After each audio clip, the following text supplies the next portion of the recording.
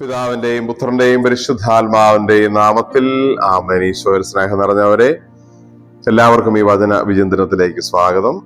ആരാധനാക്രമ മത്സരത്തിൽ നമ്മൾ ഇന്ന് പുതിയൊരു കാലം ആരംഭിക്കുന്നു, കൈത്ത കാലം. കൈത്ത എന്ന വാക്കിന്റെ അർത്ഥം വേനൽ എന്നാണ്.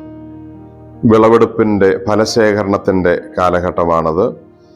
ആത്മീയമായ അർത്ഥത്തിൽ ശ്ലീഹന്മാരുടെ പ്രവർത്തനങ്ങളുടെ, ശ്ലീഹാകാലത്തിന്റെ പ്രവർത്തനങ്ങളുടെ നല്ല ഫലങ്ങൾ ശേഖരിക്കുന്ന കാലമാണ് കൈത്താക്കാലം.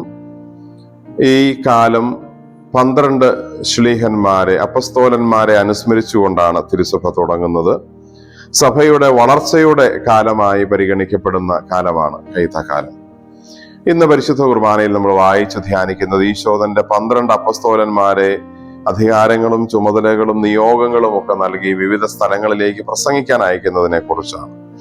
2 ആത്മീയ ചിന്തകൾ നമ്മൾ ഇന്ന് പ്രാർത്ഥനാപൂർവ്വം ഇവിടെ കാണുന്നു. ഒന്ന്, ഈശോ ശിഷ്യന്മാർക്ക് അധികാരവും അതുപോലെ തന്നെ ചുമതലയും കൊടുക്കുന്നു. രണ്ടും ദൈവത്തിൽ നിന്ന് തന്നെയാണ്, രണ്ടും ഈശോയിൽ നിന്ന് തന്നെയാണ്. അവർക്ക് കൊടുത്ത അധികാരം, എല്ലാ തിന്മകളുടെയും മേലുള്ള അധികാരം, രോഗങ്ങളുടെ മേൽ അധികാരം, പിശാചുക്കളുടെ മേൽ അധികാരം.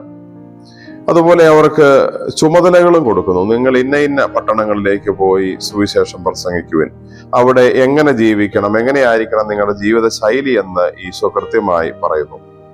ശിഷ്യന്മാർക്ക്, അപ്പസ്തോലന്മാർക്ക് ഈശോ ചുമതലകളും കൊടുക്കുന്നു, അധികാരവും കൊടുക്കുന്നു. ചുമതല നന്നായി ചെയ്യുകയാണ് ഏറ്റവും അടിസ്ഥാനപരമായ കാര്യം.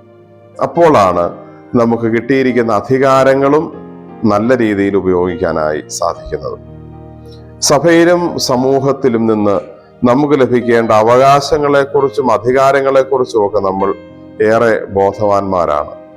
പക്ഷെ നമ്മുടെ ജീവിത ചുമതലകളുമായി ബന്ധപ്പെടുത്തി ഇത് ചിന്തിക്കുമ്പോൾ എത്രമാത്രം നമ്മൾ അതിൽ ആത്മാർത്ഥത കാണിക്കുന്നുണ്ട്. ദൈവത്തോടുള്ള, നമ്മുടെ സഹോദരങ്ങളോടുള്ള, നമ്മളോട് തന്നെയുള്ള, നമ്മുടെ കുടുംബത്തോടുള്ള, നമ്മുടെ വിശ്വാസ ജീവിതത്തോടുള്ള നമ്മുടെ ചുമതലകൾ നന്നായി നിർവഹിക്കുന്നുണ്ടോ? ഈശോ ശിഷ്യന്മാർക്ക് അധികാരം കൊടുത്തത് 2 വാക്യത്തിൽ അവസാനിച്ചു. പക്ഷെ ചുമതലകൾ കുറേയേറെ കാര്യങ്ങൾ പറഞ്ഞേൽപ്പിക്കുന്നുണ്ട്.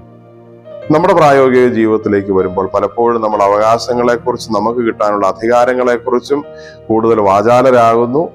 നമ്മളോട് പറഞ്ഞിരിക്കുന്ന ചുമതലകൾ നമ്മൾ പാടെ മറക്കുകയും ചെയ്യുന്നു. സഭയിലും സമൂഹത്തിലും കുടുംബത്തിലും നമ്മുടെ ദൈവവിളിയിലും നമുക്ക് ഏൽപ്പിച്ചിരിക്കുന്ന ചുമതലകൾ, ഉത്തരവാദിത്വങ്ങൾ നമ്മൾ എങ്ങനെ കാര്യക്ഷമമായി ചെയ്യുന്നുവെന്ന് ഓർമ്മിക്കാം. അതിനനുസരിച്ച് നമ്മുടെ അധികാരവും, നമ്മൾ ചെയ്യുന്ന ചുമതലകൾക്കനുസരിച്ച് നമുക്ക് ലഭിക്കേണ്ട അവകാശങ്ങളും അധികാരങ്ങളും കിട്ടുകയുള്ളൂ എന്നുകൂടി മനസ്സിലാക്കാൻ പരിശ്രമിക്കുകയും ചെയ്യാം. രണ്ടാമത്തെ കാര്യം, ഈശോ ശിഷ്യന്മാരെ പറഞ്ഞയക്കുമ്പോൾ അവരോട് പറയുന്ന ഒരു വാക്യമാണ്, ദാനമായി നിങ്ങൾക്ക് കിട്ടി, ദാനമായി തന്നെ കൊടുക്കുവിൻ. നമ്മുടെ ജീവിതത്തിലെ എല്ലാം ദാനമാണ് എന്നോർക്കണമെന്നാണ് ഈശോ നമ്മളോട് പറയുന്നത്.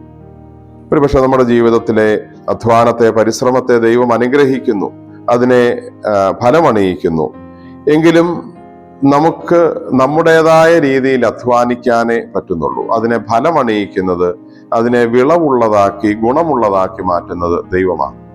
ഏറ്റവും നല്ല ഉദാഹരണം കാനായിൽ നമ്മൾ കാണുന്നു. വീഞ്ഞു തീർന്നുപോയ അവസരത്തിൽ ഈശോയുടെ നിർദ്ദേശപ്രകാരം സേവകർ വെള്ളം കോരി വയ്ക്കുന്നു. അവർക്ക് വെള്ളം കോരി വയ്ക്കാനേ പറ്റുന്നുള്ളൂ. അത് വക്കുവരെ നിറയ്ക്കാൻ വരെ അവർക്ക് ആവുന്നുണ്ട്. പക്ഷേ ആ വെള്ളത്തെ വീഞ്ഞാക്കി മാറ്റുന്നത് ഈശോ അതിൽ ഇടപെട്ടപ്പോഴാണ്. അവരുടെ കഴിവിന്റെ പരമാവധി ചെയ്തു എന്ന് കാണിക്കാനാണ് ഒരുപക്ഷെ അത് വക്കുവരെ നിറച്ചു എന്ന് പറഞ്ഞിരിക്കുന്നത്. പക്ഷെ അപ്പോഴും അത് വീഞ്ഞായിട്ടില്ല. വീഞ്ഞാകുന്നത് ആ അധ്വാനത്തിന്റെ മുകളിൽ ദൈവത്തിന്റെ ദൈവികമായ സാന്നിധ്യവും വാക്കുകളും വന്നപ്പോഴാണ്. ഇനി പകർന്ന് കലവറക്കാരന്റെ അടുത്ത് കൊണ്ടുചെല്ലുവിൻ. ഈശോയുടെ വാക്കുകൾ ആ വെള്ളത്തിലേക്ക് ചെന്നപ്പോൾ അത് അതിശ്രേഷ്ഠമായ, ഏറ്റവും നല്ല, മുന്തിയ ഇനം വീഞ്ഞായി മാറി.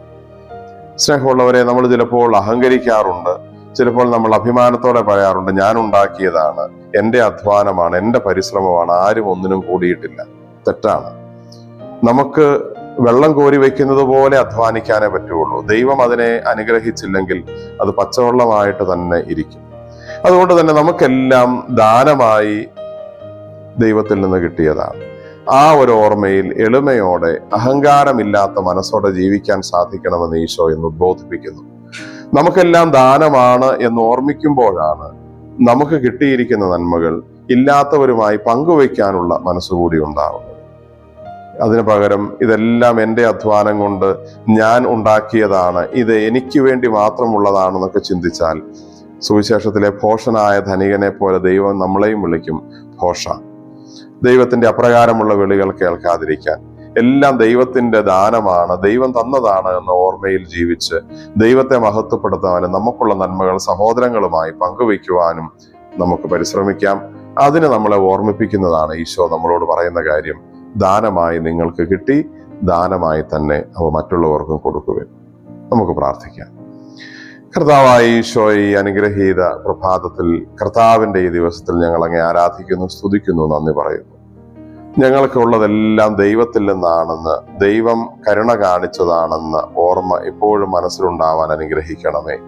അതിനനുസരിച്ച് ഞങ്ങൾക്കുള്ള അധികമായുള്ള നന്മകൾ ഇല്ലാത്തവരെ കാണുമ്പോൾ അവരുമായി പങ്കുവെക്കുവാനുള്ള മനസ്സിന്റെ തുറവിയും വിശാലതയും ഞങ്ങൾക്ക് തരികയും ചെയ്യണമേ.